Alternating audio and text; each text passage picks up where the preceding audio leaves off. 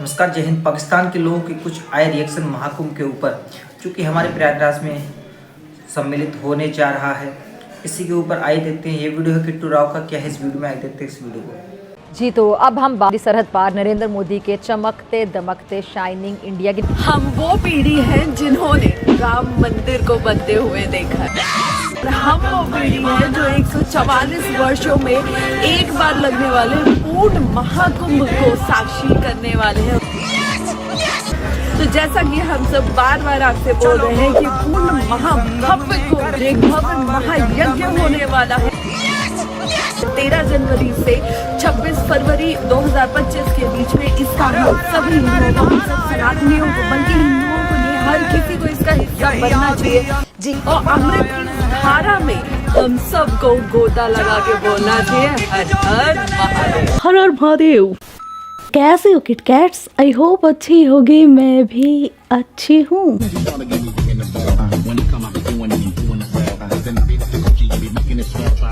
इंतहाई वाहयात किस्म का, वाहयात किस्म जैसे सारी कह दे कि हदें पार कर दी।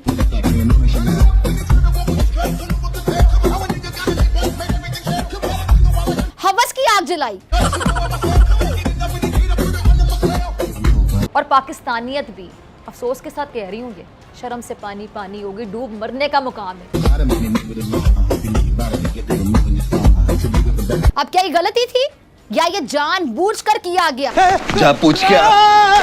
अरेबिक मुस्लिम कर रहे हैं चिल, लेकिन फ्रस्ट्रेटेड कन्वर्टेड मुस्लिम क्या कर रहे हैं? पत्थरबाजी। और इस कन्वर्टेड कौम की मानसिकता तो देखिए। इस वाले की भी तो चोट आई है। वो चोट है, वो सही हो जाएंगे। चोट है। यही नहीं, अभी और सुनिए। क्यों ऐसा पथराव क्यों ऐसा कुछ करना? पथराव ही तो कर रहे थे, कोई तुम्हें जान से थोड़ी मार रहे थे। मुल्ली। हाँ भाई, पत्थर ही तो फेंके हैं, कोई बम थोड़ी फोड़ा है। और बम फोड़ने का इंतजार करें हम। पथराव ही तो कर रहे थे, कोई तुम्हें जान से थोड़ी मार रहे थे।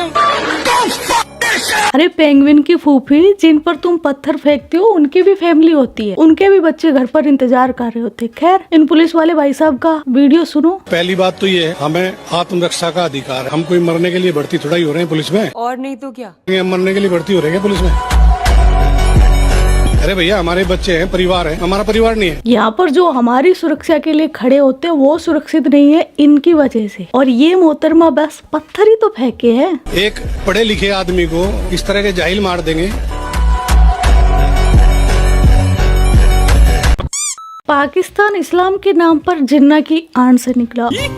अगर हम पाकिस्तान जैसा माहौल देखें, पाकिस्तान जैसा भी है, लेकिन अब तक यहाँ रिश्तों का तकद्दुस कायम है, रिश्तों का बड़ों का एहतराम कायम है। अच्छा, इसकी वजह क्या है? क्योंकि ये इस्लामी जमहूरिया पाकिस्तान है। पाकिस्तानी न्यूज एंकर के अकॉर्डिंग वहाँ पर खातूनों को बड़े हकूक और इज्जत दी जाती है। इस्लाम में औरत की बहुत इज्जत है। ओ भाई साहब, रील्स वायरल होते हैं, अरे ये तो मेरे मामू जान है दूर के, इनसे मेरी शादी हो गई। पहले मेरे मामू थे। अच्छा, मेरे को 6 साल हुए हैं वैसे रिलेशनशिप को 9 ईयर। नस्ल दर नस्ल ये रिवायात मुंतकिल होती आई हैं, जो हमारे माशरे का एक हुस्न है।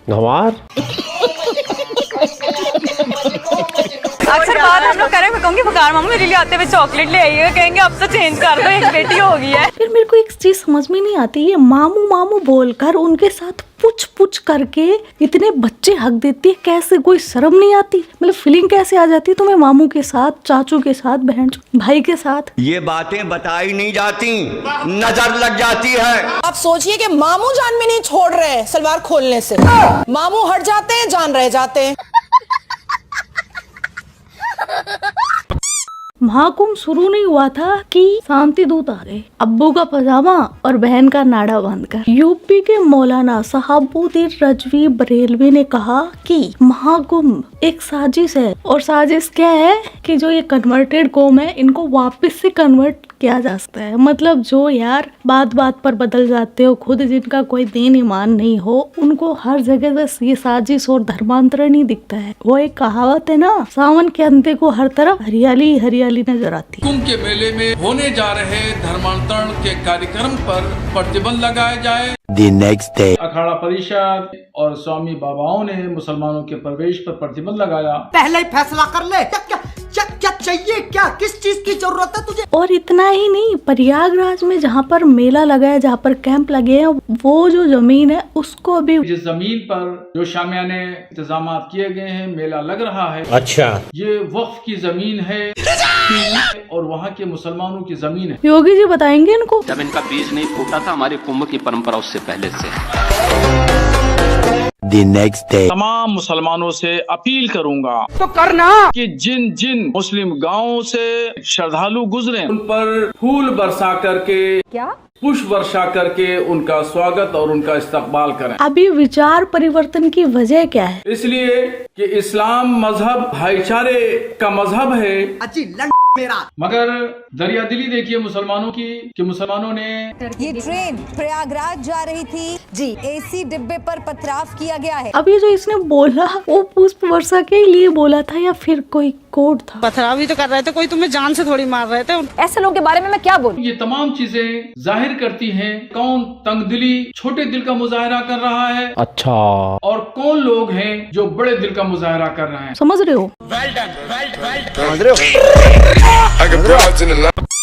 जो अक्सर रेप केसेस होते हैं उसमें ज्यादातर मौलवियों की तादाद होती है। इनकी उम्र मंदिर का घंटा बजाकर पूजा पाठ करने की। अबे साले, अक्सर मौलवी ऐसे होते हैं जो बेटी बेटी करके आगे होते हैं और बाद में सब कुछ करके पीछे हो जाते हैं। तो ये जो 2-2 4-4 शादियां करते हैं, ये किस लिए करते हैं? ये इस्लाम में दिए गए तरसे हुए चस्का पूरा करने के लिए। एक से दिल भर गया, दूसरे पे चले गए, दूसरे से भर गया, तीसरे पे चले गए, बस यही है। इसमें लड़की की तो कोई गलती नहीं, इनके दिमागों के अंदर खुद हवस भरी। नहीं, कुछ हद तक है। कितने अफसोस का मुकाम है। कुछ हद तक कुछ औरतें ऐसी होती हैं जिनकी अपनी गलती होती है और मर्द फिर उस वजह से आगे जाते हैं। है ना अजीब सा असूल।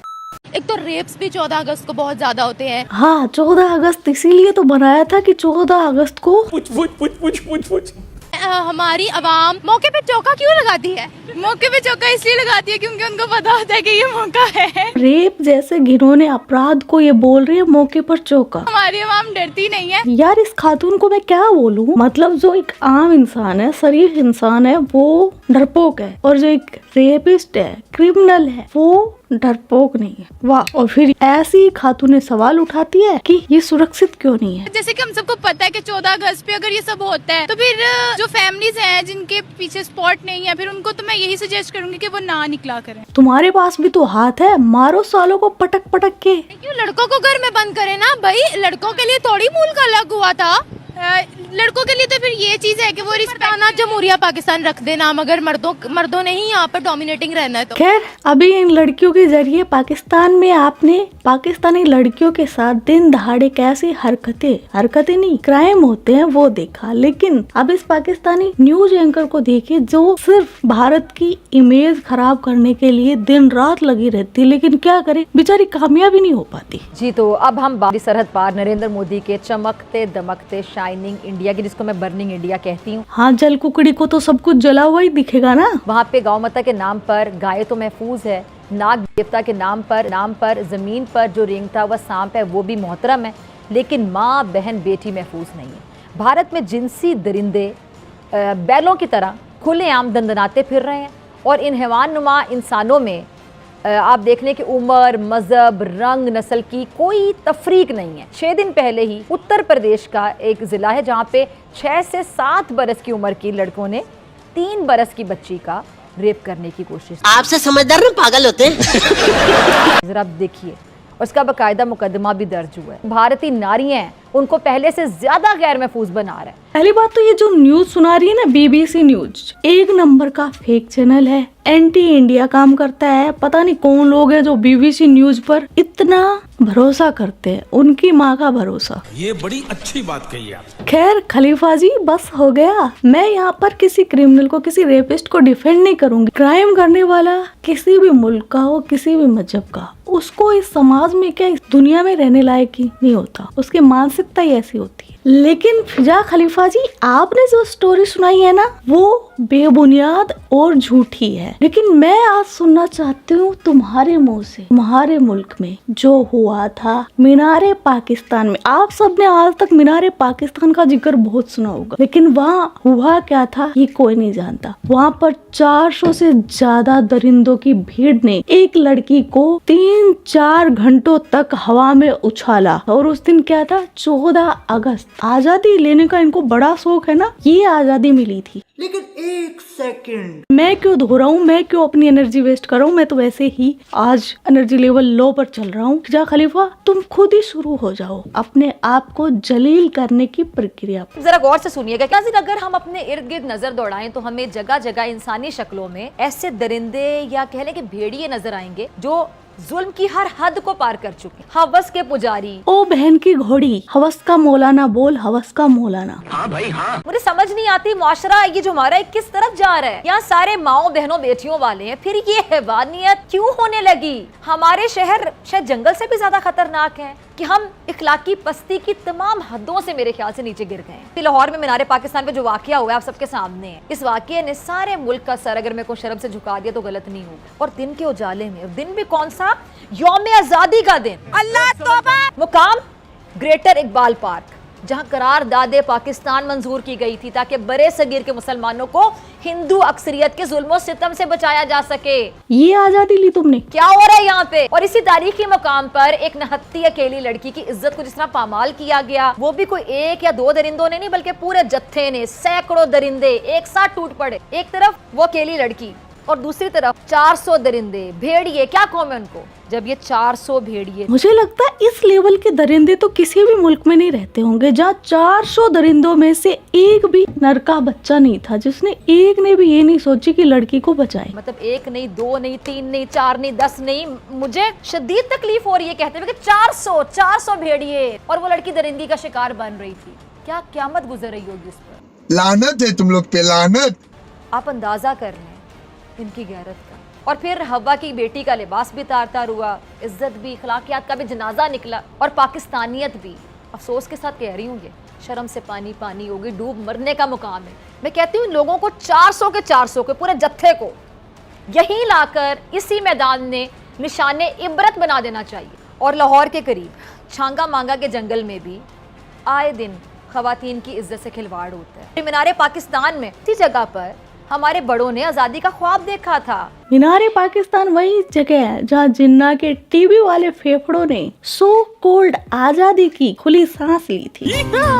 14 अगस्त वाला दिन सोचिए, 14 अगस्त वाले दिन भी हवा की इस बेटी को आजादी नहीं मिली। खुदा की कसम इतनी मगरूर कौम मैंने नहीं देखी जितनी मगरूर कौम हमारी। और इस वाक़ये ने हमें ये एक्चुअली बताया है कि हम आज़ाद होने के बावजूद अपने नफ्स के गुलाम हैं। आप सब लोग बर्गर पप्पू हैं। जिंदा दिलाने लाहौर के बारे में क्या कहा जाता है? अभी ये सुना ना कि जिंदा दिलाने लाहौर, यहाँ के लोगों के दिल बहुत बड़े हैं। लेकिन जब एक नौजवान लड़की की इज्जत की बात आई तो सबके ज़मीर मुर्दा हो गए। कैसे? क्यों? जज्बा नहीं था। इतनी बड़ी तादाद थी इनकी, देखे सबके दिल मुर्दा हो गए। कैसे? और ये लड़की बस मदद को पुकारती रह गई, लेकिन 3 घंटों तक कोई मदद को नहीं आया। क्या ये जंगल था? माय गॉड, क्या ये जंगल था जहाँ सब कुछ हो रहा था? और जैसे भेड़िए दरिंदे किसी शिकार को नोचते हैं ना, ऐसा ही हो रहा था यहाँ सब कुछ। मुझे समझ नहीं आती है कि ये हम शहर में बसते हैं, यहाँ पर कोई जंगल है जहाँ कोई कानून नहीं, कोई पूछने वाला नहीं है, जहाँ वालिदैन को अपने बच्चों को बाहर भेजते हुए कई बार सोचना पड़ेगा कि बाहर भेड़िए, बेटा बाहर ना जाना, बाहर दरिंदे हैं, जानवर खा लेंगे आपको। अगर ये शहर हो तो फिर इंसानों के लिबास में जो भेड़िए हैं ये इतनी बड़ी तादाद में आ कहाँ से गए हमारे वतन में? जिन्ना की आन से हजरत बाबा कौम। जितने भेड़िए थे इनमें से किसी के घर में कोई माँ बहन बेटी कोई नहीं होगी, माएँ तो सबकी होंगी ना। कितने घंटों तक ये खेल चलता रहा, लेकिन कानून बेखबरी की नींद सोता रहा। और कानून के जो लंबे हाथ हैं उस वक्त कट कर रह गए शायद। और हमारे यहाँ मजम्मत करना तो सबको आता है, आपको पता है, हम शदीद अल्फाज में मजम्मत करते हैं, होता कुछ नहीं है। कि हमारी शर्मिंदगी कम हो जाएगी? नहीं। और ये लाहौर में होने वाले जो ये वाकया है इसकी जिम्मेदार हम सब हैं। मैं भी हूँ, इमरान खान साहब भी हैं, बिलावल भी हैं, उस्मान बुजदार भी हैं, शहबाज शरीफ भी हैं। और हम सब इस गंदे अमल में बराबर के शरीक हैं। सिर्फ ट्वीट्स करके एक दूसरे पर बाजी ले जाने से क्या काम चलेगा? ये सिलसिला चलेगा? वैसे नहीं चलेगा। तुम्हारा कुछ नहीं होता, तुम हर प्रोग्राम में आके बोल जाती हो ऐसे नहीं चलेगा, ऐसे ही चलता रहता है। जंगल है, को कानून ही नहीं, हम किसी को जवाब देनी है, जो मर्जी करें। तो ये नस्लें थी, अगली नस्लें ना, ये इनके लिए बाउजदाद ने कुर्बानियां दी, ये नस्लें दरिंदे बन जाएंगी, भेड़िए बन जाएंगे। इन्हें को पूछने वाला नहीं होगा, इनको कोई शर्म नहीं होगी, कोई हया नहीं होगी, इनके ज़मीर मुर्दा हो चुके होंगे। लेकिन फिर भी इस फिजा खलीफा जैसे न्यूज एंकर को ये पड़ी रहती है कि झूठी मूठी कहानी बनाकर भारत के खिलाफ जहर उगल, यही काम रह गया है ना इसको। आजकल इसका आशिक भी जेल में है, किसके साथ बेचारी अपना भड़ास निकाले, आग ज्यादा ही भरी पड़ी है ना इसमें। प्रयागराज में चल रहे महाकुंभ में करोड़ों भक्त अब तक संगम में डुबकी लगा चुके हैं। लगभग 1.5 महीने तक चलने वाले इस महाकुंभ में इस बार लगभग 40 करोड़ से ज़्यादा श्रद्धालुओं के आने का अनुमान है। इस बार महाकुंभ इसलिए भी खास है क्योंकि यह 144 साल बाद आया है। ऐसे में देश विदेशों भक्त प्रयागराज पहुंच रहे हैं, जिसकी वजह से दुनिया भर में महाकुंभ का डंका बज रहा है। इस बार इसकी भव्यता देखने ही बन रही है। महाकुंभ की गूंज सिर्फ भारत में ही नहीं, दूर दराज राज्यों तक ही नहीं बल्कि दूसरे देशों तक भी सुनाई दे रही है। ज़्यादातर समय भारत के खिलाफ आलोचना करने वाले कई विदेशी मीडिया संस्थान भी महाकुंभ के बारे में खूब लिख रहे हैं। CNN, BBC और यहाँ तक कि पाकिस्तान के द डॉन जैसे संस्थानों में भी महाकुंभ भव्यता को लेकर आर्टिकल लिखे जा रहे हैं। मीडिया संस्थान CNN ने महाकुंभ को बड़ी ही प्रमुखता से अपनी वेबसाइट पर जगह दी। शीर्षक में लिखा, दुनिया के सबसे बड़े धार्मिक आयोजनों में से भी एक जारी, इनमें से शामिल होने वालों की संख्या चौंका देगी। खबर में लिखा गया कि भारत में उत्तरी राज्य उत्तर प्रदेश में दुनिया का सबसे बड़ा धार्मिक आयोजन शुरू होने के साथ ही लाखों हिंदू भक्त पवित्र जल से स्नान कर रहे हैं। अगले 6 हफ्तों में प्रयागराज शहर में नदी के किनारे महाकुंभ में लगभग 40 करोड़ लोग शामिल होने की उम्मीद है। हर साल होने वाले इस उत्सव में लोग उपसर्ग महा या इसका अर्थ है क्योंकि यह महाकुंभ मेले का सबसे बड़ा जमावाड़ा है, जो हर 3 साल में 4 शहरों में आयोजित किया जाता है। ब्रिटेन की मीडिया संस्थान BBC ने अपनी रिपोर्ट में लिखता है कि उत्तरी शहर प्रयागराज में कुंभ मेला उत्सव, जिसे महाकुंभ के नाम से भी जाना जाता है, के पहले सबसे महत्वपूर्ण स्नान दिवस पर भस्म से सने हिंदू संत भारत की सबसे पवित्र नदी गंगा में उतरे। साधु संत धार्मिक नारे लगाते हुए हिंदू देवी देवताओं का आह्वान करते हैं, बर्फीले पानी से डुबकी लगा रहे हैं। पानी के बाहर आने के बाद कुछ साधुओं ने मुट्ठी भर रेत उठाई और अपने शरीर पर रगड़ ली। खबर में आगे लिखा कि कई लोगों ने तलवार और त्रिशूल ले रखे थे। इस पवित्र लोगों के साथ जिन्होंने नागा साधु के रूप में जाना जाता है, दुनिया भर से लाखों हिंदू तीर्थयात्री प्रयागराज में एक ऐसे उत्सव में भाग लेने के लिए आए हैं जो वास्तव में अंतरिक्ष से देखा जा सकता है और इसे मानवता का सबसे बड़ा जमावाड़ा या सबसे बड़ा सम्मिलित होने का अवसर प्राप्त होता है। पाकिस्तान की प्रमुख न्यूज़ वेबसाइट द डॉन ने भी महाकुंभ पर खबरें लगाई हैं। वेबसाइट पर हेडलाइन पर लिखी गई, महाकुंभ मेले में लाखों लोगों ने डुबकी लगाई। आर्टिकल में लिखा कि भारत में पवित्र नदियों के जल में पवित्र राख से लिपटे हिंदू तपस्वी ने डुबकी लगाकर, जो 3.5 करोड़ भक्त की एक बड़ी भीड़ का हिस्सा थे, जिन्होंने महाकुंभ मेले में 3 बार पवित्र और स्नान किए, अपने पापों से मुक्त की कामना की। तपस्वी की शाही स्नान इस आयोजन का एक महत्वपूर्ण हिस्सा है, जो हर 12 साल में उत्तरी शहर प्रयागराज में भी आयोजित किया जाता है। गंगा, यमुना और पौराणिक सरस्वती नदियों के संगम पर पवित्र स्नान के बाद भक्त ने आज की शानदार मेले में भाग लिए, जो सभी भक्त अपने धर्म का पालन करते हैं और इस त्यौहार में भाग लेते हैं। उत्तर प्रदेश के मुख्यमंत्री योगी आदित्यनाथ ने भी कहा, मंगलवार को 3.5 करोड़ लोगों ने डुबकी लगाई और पवित्र लाभ लिया। उन्होंने कानून और व्यवस्था बनाए रखने के लिए अधिकारियों के प्रयास के लिए उन्हें धन्यवाद दिया। दोस्तों, ये थी हमारी आज की वीडियो। कैसी लगी कमेंट बॉक्स में जरूर से बताइएगा। मिलते हैं आपको एक और नई इंटरेस्टिंग अगली वीडियो में।